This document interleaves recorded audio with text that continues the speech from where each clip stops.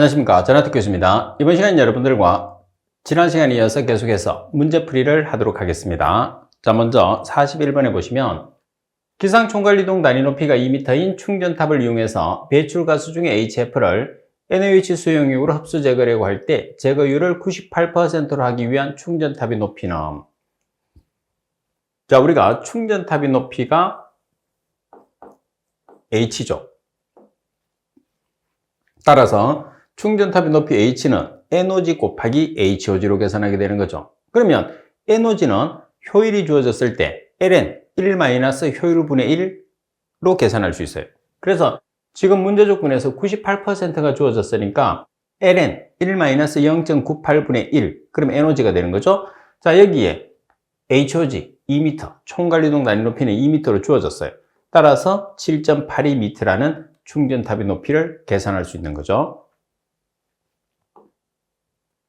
자, 그리고 42번 문제를 보겠습니다. 유해물질 제거 장치를 위한 흡수 장치 중에서 다공판탑에 관한 설명으로 틀린 것은, 갑은 판의 간격은 보통 40cm이고 액가스비는 0.3에서 5L/m의 삼성 정도이다. 나번에 압력 손실은 20ml H2O 정도이고 가스량의 변동이 심한 경우에도 용이하게 조업할 수 있다. 자, 여기서 여러분들 다공판탑 같은 경우에서는 압력 손실이 100에서 200ml H2O 정도고, 그리고 가스량의 변동이 심한 경우에서는 조업하기가 어렵습니다. 따라서 나번이 틀렸고요. 다음에 판수를 증가시키면 고농도 가스도 일시 처리가 가능하다. 그리고 가스 속도는 0.3에서 1m/s 정도. 따라서 틀린 문구는 나번. 그리고 43번 문제를 보겠습니다. 중력식 집진장치의 이론적인 집진 효율을 계산할 때 응용되는 스토크스 법칙을 만족하는 가정으로 틀린 것은, 답은 10의 마이너스 4승보다는 크고 0.5보다는 레인더즈가 작아야 됩니다. 다음은 9는 일정한 속도로 운동하고, 다음은 9는 강체, 답은 전위 영역 흐름. 자, 흐름 상태는 뭐죠? 가장 흐름이 작은 청류 상태가 돼야 되겠죠. 따라서 라번이 정답. 자, 그리고 44번 문제를 보겠습니다. 입자상 물질에 관한 설명으로 틀린 것은, 가만히 공기 동력 합경은 스토크스경과 달리 입자의 밀도가 얼마로 정해져 있죠? 1g/cm의 삼성으로 가정함으로써 보다 쉽게 입경을 나타낼 수 있다. 그래서 공기 동력학 직경이 나오게 되면 밀도가 1g/cm의 삼성이라는 것을 꼭 기억을 해 주셔야 됩니다. 다음에 비구형 입자에서 입자의 밀도가 1보다 클 경우에 공기 동력 합경은 스토크스경에 비해서 항상 크다고 볼 수 있다. 다음에 캐스케이드 임팩트는 관성 충돌을 이용해서 입경을 간접적으로 측정하는 방법이다. 다음에 직경 비인 구형 입자의 비표면적은 6분의 D가 아니고 뭐예요? D분의 6이 되는 거죠. 따라서 라번이 틀렸어요. 자, 그리고 45번 문제를 보시게 되면, 자, 외부식 후드의 특징으로서 틀린 것은, 갑은 다른 종류의 후드에 비해서 근로자가 방해를 많이 받지 않고 작업할 수 있다.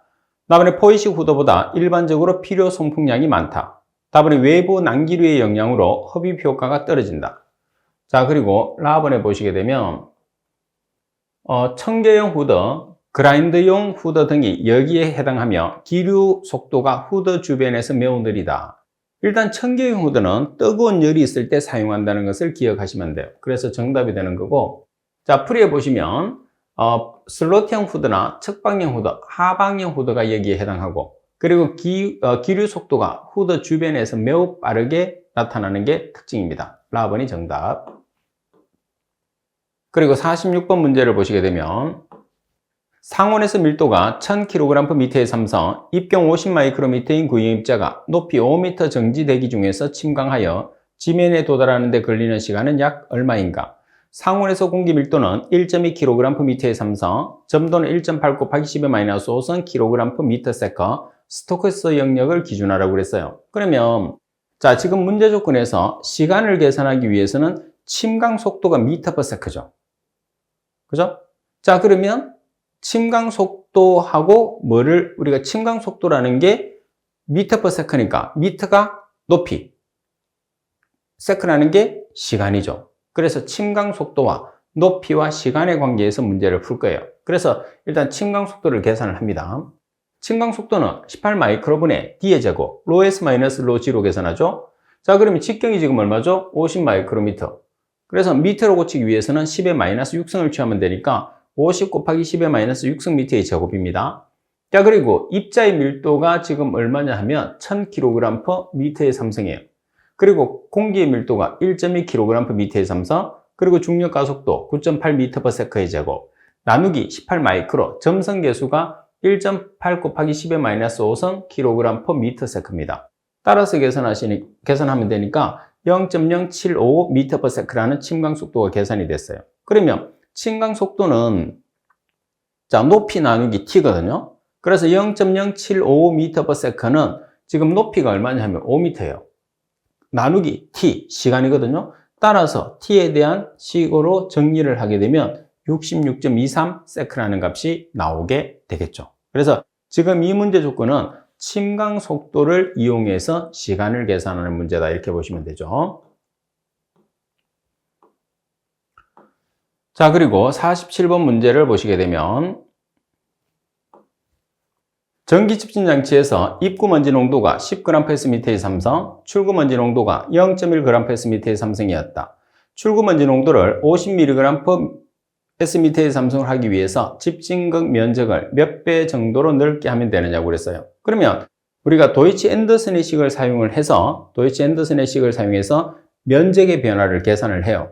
그러면 자, 도이치 앤더슨의 식에서 면적 A에 대한 식으로 정리를 했습니다. 자, 정리를 한 다음에 효율을 계산을 하는데 지금 입구 농도가 10g/m의 삼성이에요.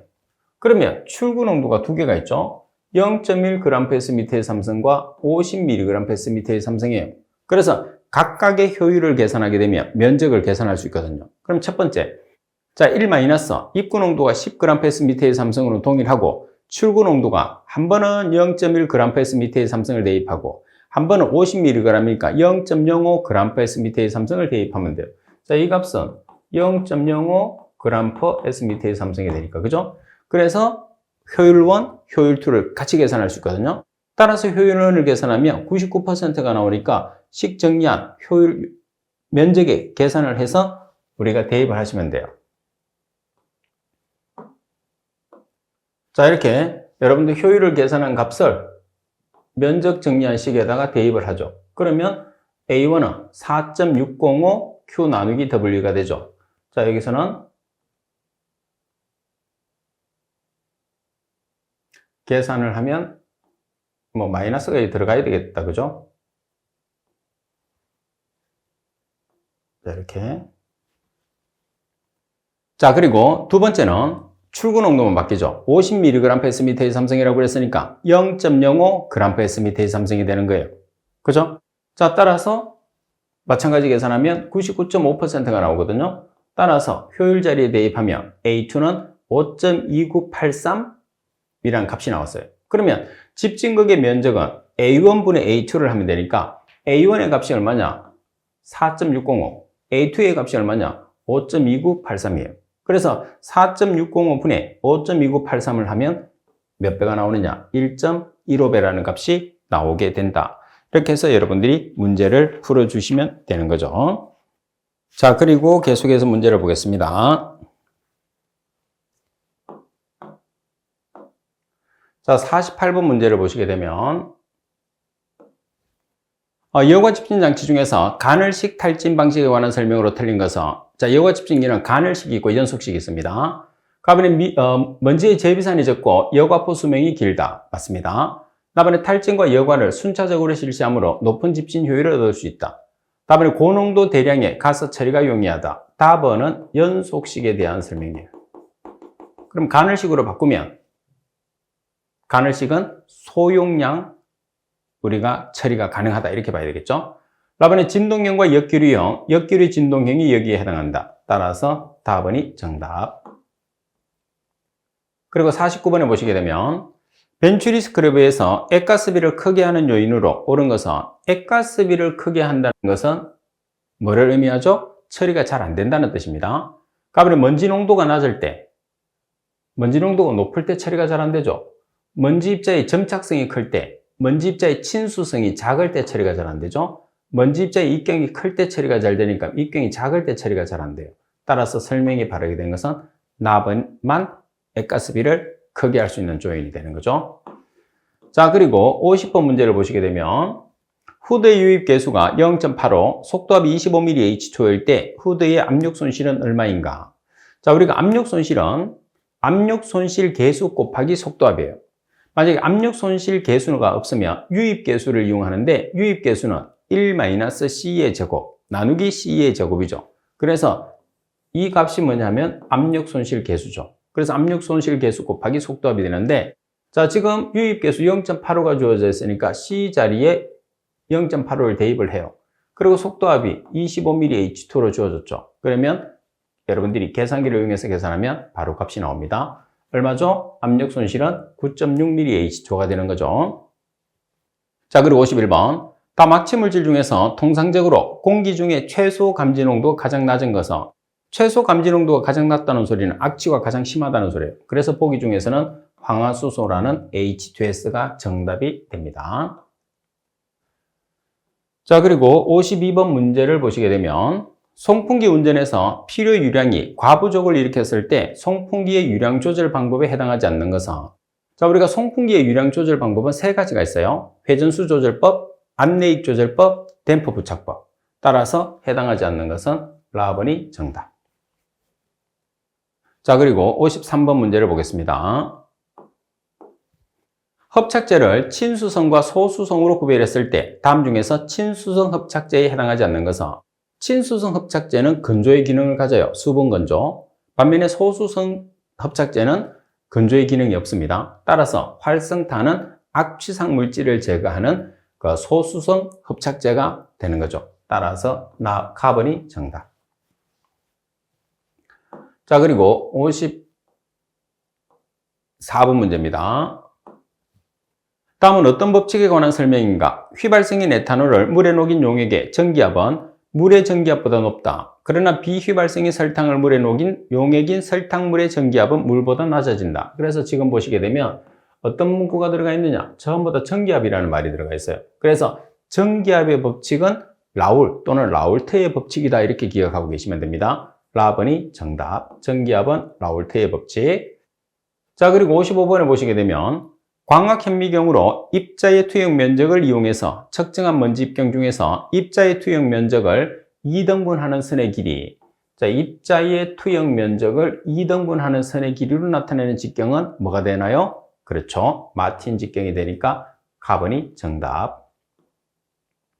자, 그리고 56번 문제를 보시게 되면 흡수탑에 적용되는 흡수액의 선정 시에 고려할 사항으로 틀린 것은, 휘발성은 작아야 됩니다. 용해도는 커야 되죠. B점은 낮아야 됩니다. 점도도, B점은 높아야 되죠. B점이라는 게 뭐죠? 끓는 점. B점은 높아야 되고, 그리고 점도가 낮아야 되죠. 따라서 정답은 카본이 틀렸어요. 용해도는 커야 되고, 휘발성은 작아야 되고, 끓는 점이라는 B점은 높아야 되고, 어는 점은 낮아야 되고, 점도도 낮아야 되고.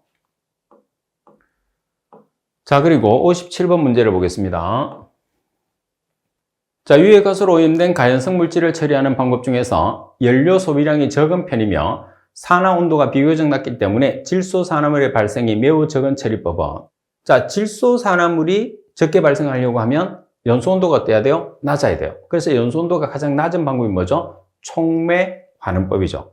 따라서 촉매를 이용해서 또는 촉매 산화법, 촉매를 이용해서 처리를 하게 되면 250에서 450도로 온도를 조절할 수 있기 때문에 질소 산화물이 아주 적게 배출됩니다. 따라서 촉매 산화법이 정답. 자, 그리고 58번 문제를 보겠습니다. 헨리 법칙이 적용되는 가스로서 공기 중 유해가스의 평형 분압이 16mHg일 때 수중의 유해가스의 농도가 3.0kmol/m의 상승이었다. 같은 조건에서 가스 분압이 435mH/T가 되면 수중의 유해가스의 농도는, 자, 수원의 비중은 13.6이라고 주어졌어요. 그러면 우리가 헨리 법칙은 P는 HC에서 P와 농도 C는 어떤 관계가 있죠? 비례 관계가 있어요. 그러면 지금 문제 조건에서 16mHg일 때 농도는 3.0kmol/m의 삼성이에요. 자, 그리고 분압이 435mAh2O일 때 농도를 계산하는 거죠. 그래서 지금 문제 조건에서 보면 분압이 하나는 mAh고 하나는 mAh2O예요. 그래서 지금 수온주의 비중을 이용하라고 되어 있는데, 자, 이용했을 때는 mAh2O를 mAhg로 전환했을 때는 13.6을 나눠주면 mAhg가 돼요. 반면에 mAhg 단위에 곱하기 13.6을 하면 mAh2O가 됩니다. 그래서 두 개 중에 하나만 여러분들이 바꿔주시면 돼요. 그래서 지금 풀이해 보시게 되면 3.0kmol/m의 삼성일 때 16mAhg는 농도일 때 435mAh2O를 13.6으로 나눠서 mAhg로 바꿨어요. 아니면 mAhg, 16mAhg를 mAh2O로 바꾸고 싶으면 곱하기 13.6을 하시면 됩니다. 그럼 편한 대로 하시면 돼요. 따라서 농도 C는 6.0kmol/m의 삼성이라는 값이 나오게 되죠. 자, 그리고 59번 문제를 보시게 되면 대기오염 물질 중에서 연소성이 있는 것은 연소나 재연소시켜서 제거한다. 다음 중에서 재연소의 장점으로 거리가 먼 것은 답은 시설이 배기의 유량과 농도가 크게 변하지 않는 한 잘 적응할 수 있다. 답은 시설비는 많이 소요되지만 유지비는 낮고 연소 생성물에 대한 독성의 우려가 없다. 자, 그리고 답안에 보면 경제적인 폐열 회수가 가능하다. 답안의 효율 저하가 거의 없다. 자, 납안에서 보면 시설비는 비교적 적게 들어요. 시설비는 적게 드는데 유지비가 상당히 높게 듭니다. 그리고 연소 생성물에 독성이 들어가 있을 가능성이 상당히 높은 게 단점입니다. 그래서 납안에 대한 설명이 잘못됐고요. 자, 그 다음 60번에 보시게 되면 배출가스 중에 일산화탄소를 제거하는 방법 중에서 가장 적절한 것은, 자, 일산화탄소는 일단 촉매를 사용을 해서 해가 없는, 독성이 없는 이산화탄소로 제거를 하는 게 가장 특징입니다. 그래서 백건계 촉매를 사용을 해서 이산화탄소로 산화시켜서 처리하는 게 일산화탄소입니다. 4번이 정답. 자, 그리고 61번 문제입니다. 굴뚝에서 배출되는 가스 중에서 이황화탄소를 채취하기 위한 흡수액은 이황화탄소를 자외선 가시적 분광법으로 처리했을 때 흡수액은 다이에틸 아민구리 용액이죠. 따라서 답은이 정답이 됩니다. 자, 그리고 62번 문제를 보시게 되면 환경 대기 중에 성면을 위상차 현미경법으로 측정하는 방법에 관한 설명으로 옳지 않은 것은, 답은 멤브레인 필터의 광굴절률은 약 5.6 이상이 아니고 얼마죠? 1.5입니다. 1.5. 자, 광굴절률은 1.5. 잘 기억하세요. 답안의 채취 지점은 바닥면으로부터 1.2에서 1.5m 되는 위치에 측정하고 대상 시설의 측정 지점은 2개소 이상을 원칙으로 한다. 답안의 헝클러저 다발을 이루고 있는 섬유는 길이가 5마이크로미터 이상이고 길이와 폭의 비가 3대1 이상인 섬유를 석영 섬유 개수로 계수한다. 답안의 성면 먼지의 농도 표시는 20도씨 1기압에서 기체 1ml 중에 함유된 성면 섬유의 개수로 표기한다. 답안도 우리가 농도 표시를 했을 때 20도씨 1기압을 기준으로 해서 표시한다는 거 같이 기억하세요. 답안이 정답. 자, 그리고 63번 문제를 보시게 되면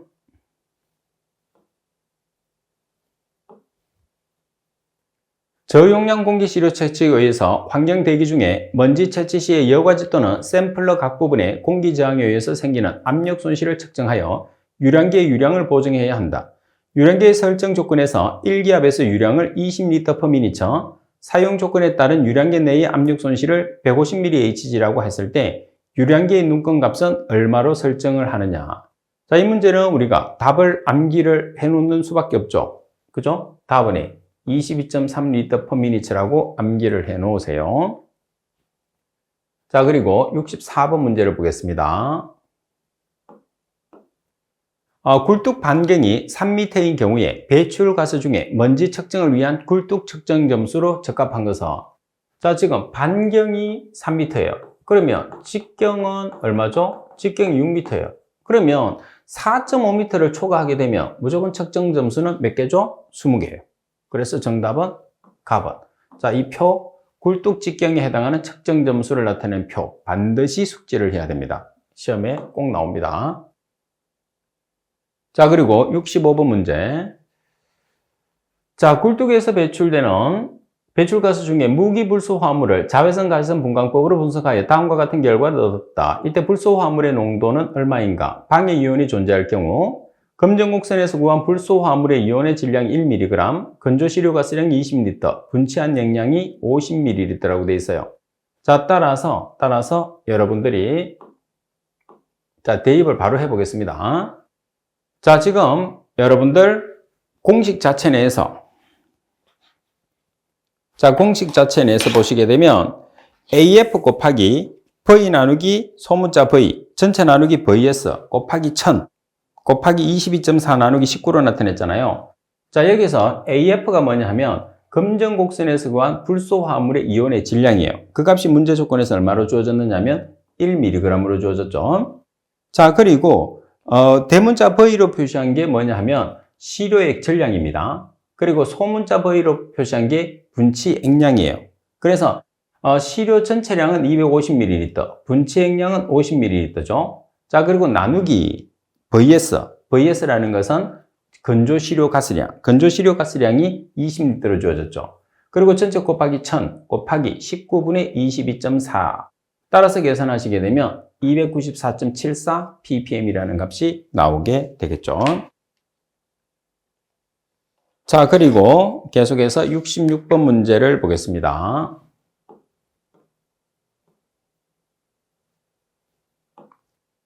화학 분석 일반 사항에 관한 규정으로 옳은 것을 찾으시오 그랬어요. 자, 답은 방울수라고 하면 20도씨에서 20방울을 떨어뜨렸을 때 얼마? 1ml가 되는 거죠. 자, 그리고 납은 기밀 용기라 하면 물질을 취급 또는 보관하는 동안에 기체 또는 미생물이 침입하지 않도록 내용물을 보호하는 용기는 자, 기체 또는 미생물은 뭐죠? 밀봉 용기죠. 자, 기밀 용기는 뭐예요? 가스나 공기입니다. 공기. 자, 그리고 답은 감압 또는 진공이라 하면 15mmHg야. 그리고 답은 시험 조작 중에서 적시라는 것은 몇 초? 30초 이내. 따라서 바르게 설명된 것은 답은이 정답이 됩니다. 자, 그리고 67번 문제를 보겠습니다. 다음은 기체 크로마토그래피에 사용되는 충전 물질에 관한 설명이다. 갈로에 들어갈 알맞은 말은 갈로는 다이바이닐 벤젠을 가교제로 스트레인계 단량체를 중합시킨 것과 같이 고분자 물질을 단독 또는 고정상 액체로 표면 처리하여 사용되는 것은 자, 여기서 갈로에 들어가는 이제 정의가 되겠죠. 다공성 고분자형 충전 물질을 의미합니다. 답은이 정답. 자, 그리고 68번에 보시게 되면 원접수 분광광도법에서 사용하는 용어의 정의로 옳은 것은 자, 답은 공명선은 원자가 외부로부터 빛을 흡수했다가 다시 먼저 상태로 돌아갈 때 반사하는 스펙트럼선. 그다음에 중고응급 램프는 원자 흑광 분석. 자, 여기 다 틀렸으니까 지금 나부부터 풀이를 한번 보겠습니다. 자, 정답은 가번이에요. 자, 중고응급 램프라고 하면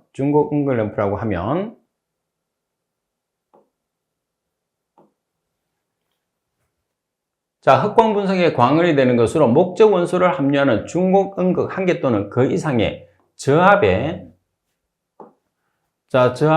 네온과 함께 채운 방전관을 중곡응극 램프라고 합니다. 자, 그리고 역할하는 것은 연소 속도가 크고 분출 속도가 작을 때 연소 현상이 내부로 옮겨지는 것을 역화라 그러고요. 자, 그다음 멀티패스라는 것은 불꽃 중에서 광노를 길게 하고 흡수를 정대시키기 위해서 반사 현상을 이용해서 불꽃 중의 빛을 여러 번 투과시키는 현상입니다. 불꽃 중에 광노를 길게 해서 흡수를 정대시키기 위해서 사용하는 게 멀티패스. 그래서 바르게 설명된 것은 가번입니다. 자, 그리고 69번 문제를 보시게 되면 기체고체 크로마토그래피에서 분리관 내경이 3mm일 경우에 사용하는 흡착점이 담체의 입경 범위로 가장 적합한 것은 자, 지금 100에서 80메시를 기준하고 있어요. 그러면 100에서 80메시라고 했을 때 지금 여기서는 3mm로 나타냈을 때 분리관의 내경이 3mm일 때 입경 범위를 나타내는데 메시로 표현했을 때는 100에서 80메시라고 주어졌어요. 그죠? 자, 그러면 우리가 지금 계산하는 것은 마이크로미터로 계산했을 때죠. 따라서 내경이 3mm일 때는 149에서 177 마이크로미터의 입경 범위를 가지게 되는 거죠. 이 값을 메시로 표시하면 100에서 80 메시가 되는 거죠. 나번이 정답. 자, 그래서 여기서 여러분들 표를 기억을 해야 돼요. 분리관의 내경이 3일 때, 3mm일 때 입경 범위는 149에서 177 마이크로미터. 그리고 분리관의 내경이 4mm일 때는 177에서 250 마이크로미터. 5에서 6mm일 때는 250에서 590 마이크로미터. 그래서 지금은 3mm가 나왔지만 4mm가 나올 수도 있어요. 그리고 70번 문제를 보시게 되면 굴뚝 배출 가스 중에 연소 자동 측정 방법에서 측정 항목과 측정 방법이 잘못 연결된 것은 자, 답은 염화수소는 비분산 저외선 분석법, 나번에 암모니아는 이온 정극법, 그리고 답은 질소산화물은 화학 발광법, 라번에 아황산 가스는 용액 전도율법. 지금 여기에서는 연속 자동 측정 방법을 묻고 있는 거죠. 따라서 암모니아의 연속 자동 측정 방법은 용액 전도율법, 그리고 적외선 가스 분석법이기 때문에 나번이 틀렸어요. 자, 그리고 71번 문제를 보시게 되면 다음 중에서 원자흡수 분광광도법에서 사용되는 분석 장치는 자, 지금 풀이에도 있는 것처럼 가번과 나번과 라번은 기체 크로마토그래피에서 사용하는 거예요. 따라서 원자흡수 분광광도법에서 사용되는 것은 답번이 정답. 그리고 72번 문제를 보시게 되면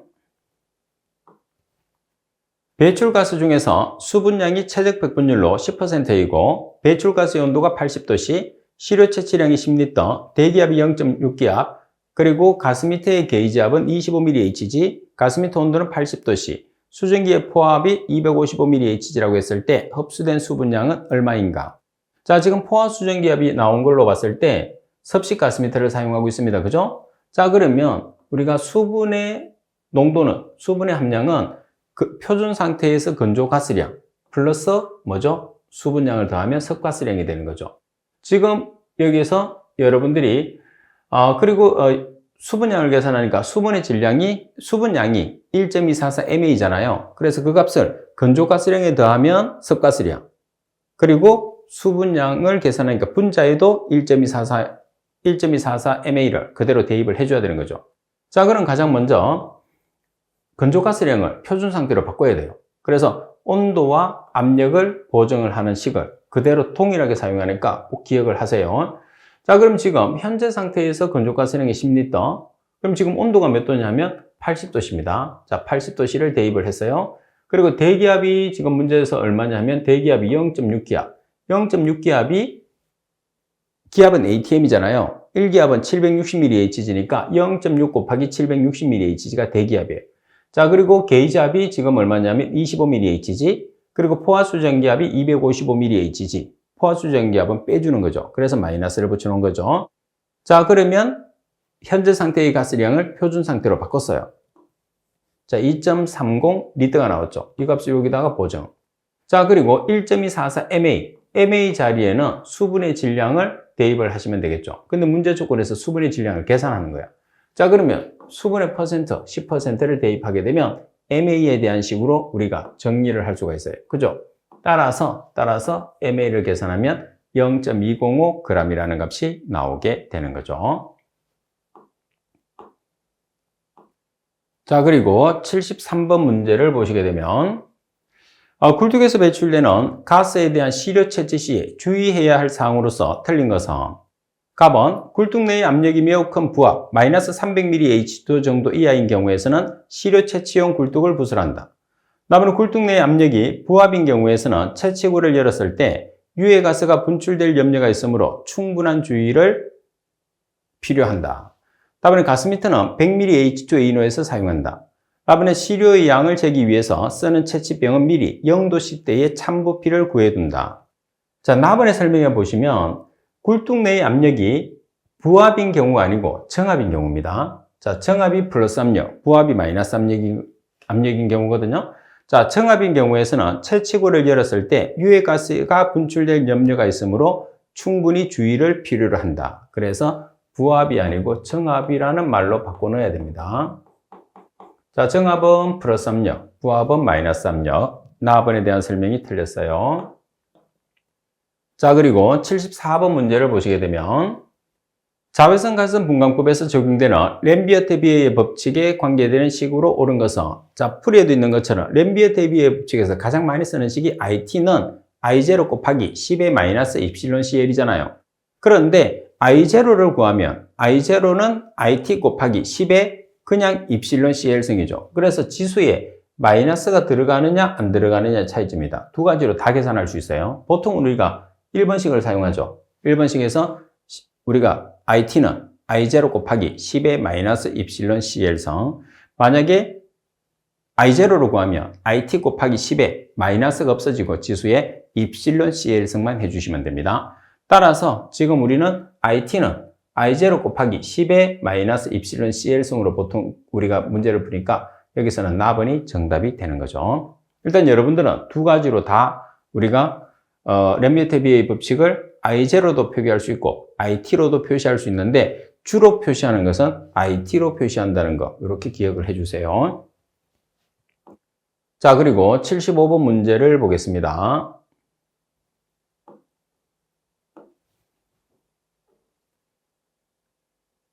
자, 75번 문제를 보시게 되면 다음은 이온 크로마토그래피의 검출기에 관한 설명이다. 갈로 안에 들어갈 알맞은 말은, 자, 기억에 들어가는 것은 자외선 흡수 검출기입니다. 자, 자외선 흡수 검출기는 고성능 액체 크로마토그래피 분야에서 널리 사용되는 검출기이며 최근에는 이온 크로마토그래피에서 전기 전도도 검출기와 병용하여 사용되기도 한다. 또한 니어는 가시선 흡수 검출기입니다.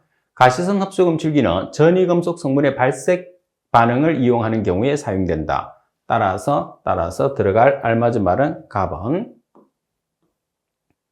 자, 그리고 76번 문제를 보시게 되면 링겔만 매연 농도법을 이용하는 매연 측정에 관한 내용으로 틀린 것은, 자, 매연의 금원 정도는 0도에서 5도까지 6종으로 표기하는 게 맞습니다.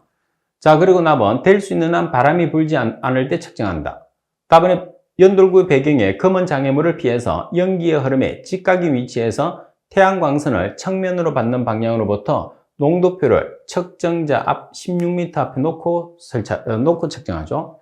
자, 그리고 굴뚝 배출구에서 30에서 40m 떨어진 곳의 농도를 측정해서 측정자의 눈높이에 수직이 되도록 관측한다. 자, 우리가 굴뚝 배출구에서는 30에서 45cm 떨어진 부분이죠. 센티미터입니다. 그리고 눈높이와 수직이 되게 관측한다. 따라서 틀린 것은 라번이겠죠. 자, 풀이를 참고하시면 됩니다. 자, 그리고 77번 문제를 보시게 되면 비중이 1.88, 농도가 97%인 농황산의 규정 농도는 얼마인가? 자, 우리가 퍼센트 농도와 비중이 나와 있을 때 노르말 농도나 몰 농도 구하는 공식어를 이용하는 거예요. 자, 비중 곱하기 비중에 있는 밀리리터를 리터로 환산하기 위해서 1리터는 10의 3승 밀리리터를 보정합니다. 자, 그리고 1당량은 분자량 나누기 가수가 되는 거죠. 그리고 퍼센트 농도는 퍼센트를 없애기 위해서 100으로 나눠주는 거예요. 따라서 지금 비중이 1.88g/ml, 자, 밀리리터를 리터로 환산하기 위해서 10의 3승을 곱해줬어요. 자, 그리고 황산의 1당량은, 황산은 H2SO4죠. 자, 따라서 수소 1자리가 2개, S 32, O 16자리가 4개. 그래서 분자량이 98이에요. 따라서 분자량 나누기 가수죠. H가 2개니까 2가짜리거든요. 그래서 1당량은 98g 나누기 2가 되는 거죠. 자, 곱하기 97%니까 97% 나누기 100. 따라서 노르말 농도는 37.2 노르말 되죠. 만약 여기서 몰 농도를 계산한다 그러면 여기서 1몰에 해당하는 분자량으로 나눠주면 되죠. 그래서 몰 농도는 1몰 나누기 98g, 노르말 농도는 1당량 나누기 98g 나누기 2를 해줘서 계산을 해주시면 됩니다. 자, 그리고 78번 문제를 보시게 되면 대교용 공정시험 기준상 연료의 연소나 금속 재련 또는 화학 반응 공정 등에서 배출되는 굴뚝 배출가스 중에 일산화탄소의 분석 방법으로 틀린 것은, 일산화탄소를 분석하는 방법은 3가지가 있죠. 첫 번째, 비분산 제교성 분광 분석법, 그리고 우리가 정전이 전해법, 전기화학식이라고 하죠. 그리고 또 한 개가 뭐 있어요? 기체 크로마토그래피. 따라서 화학 발광법은 일산화탄소를 측정하는 방법이 아닙니다. 자, 그리고 79번 문제를 보시게 되면 어떤 굴뚝의 배출가스의 유속을 피토관으로 측정하고자 한다. 동합 측정 시에 확대율이 10배인 경사마노미터를 사용하여 액주 55ml를 얻었다. 동합은 몇 ml H2O인가? 단 경사마노미터는 비중이 0.85인 톨루엔을 사용한다고 그랬어요. 자, 그래서 액주 거리가 55mm, 자, 그리고 비중이 0.85, 그리고 확대율이 10배예요.